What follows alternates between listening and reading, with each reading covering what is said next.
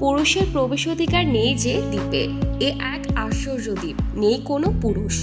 ইচ্ছে মতো সেখানে স্বাধীনভাবে ঘুরে বেড়াতে পারে মেয়েরা। সবুজ নীল বাল্টিক সাগরে সাঁতার কাটতে পারে কোনো চিন্তা ছাড়াই। নেই ধর্ষণ কিংবা যৌনপীড়ন।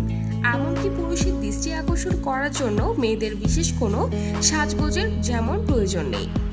শিশু, যুবক, বৃদ্ধ সব বয়সের পুরুষেরই প্রবেশ কঠোরভাবে নিষিদ্ধ। ঘোড়ায় চড়ে পুরো দ্বীপে দাপিয়ে বেড়াতে পারে মেয়েরা। নিবিড় অরণ্য নির্ভয় ঘুরে বেড়ানো যায় দিবারাত্রি। ইচ্ছে হলে দোলনায় দুলে দুলে সারাদিন বই পড়তে পারে, গলা খুলে গান গাইতে পারে। এমন একটি দ্বীপ নিয়ে আলোচনা করব আজ। ততক্ষণ আমাদের সাথে থাকার অনুরোধ রইল। ফিনল্যান্ড হলো উত্তর পশ্চিম ইউরোপের বাল্টিক সাগরের উপকূলের একটি দেশ। ঘন সবুজ অরণ্য আর ছড়িয়ে ছিটিয়ে থাকা অসংখ্য হ্রদ। দেশটির বনভূমি এর সবচেয়ে গুরুত্বপূর্ণ প্রাকৃতিক সম্পদ। এগুলোকে ফিনল্যান্ডের সবুজ সোনা নামে ডাকা হয়। হেলসিঙ্কি হলো ফিনল্যান্ডের রাজধানী ও বৃহত্তম শহর।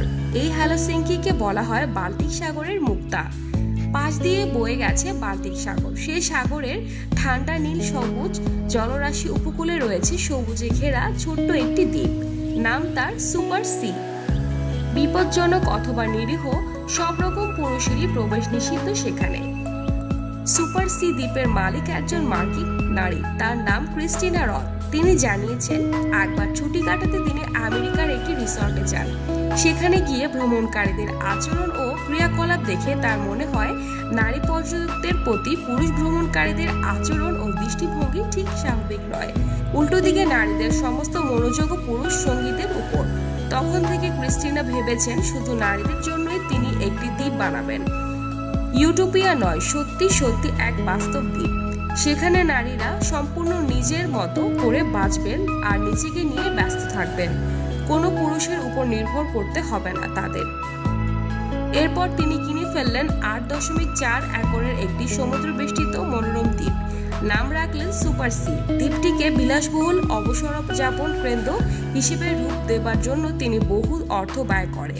8.4 একরের এই দ্বীপ কিনতে ক্রিস্টিনা রথ তার একটি প্রতিষ্ঠিত প্রতিষ্ঠান 2016 সালে বিক্রি করে দেন $65 মিলিয়ন। সেই টাকা দিয়ে 2017 সালে তিনি দ্বীপটিকে কিনে নেন। 2018 সালের 23 জুন থেকে ভ্রমণ পিপাসু নারীদের জন্য খুলে দেওয়া হয় এই দ্বীপ। প্রথম ভ্রমণ প্রার্থীকে অনলাইন আবেদন করতে হবে। তারপর সে আবেদনপত্র খতিয়ে দেখে রথ নিজে ভিডিও কল করে ইন্টারভিউ নেবেন এবং নির্বাচন করবেন পর্যটকদের।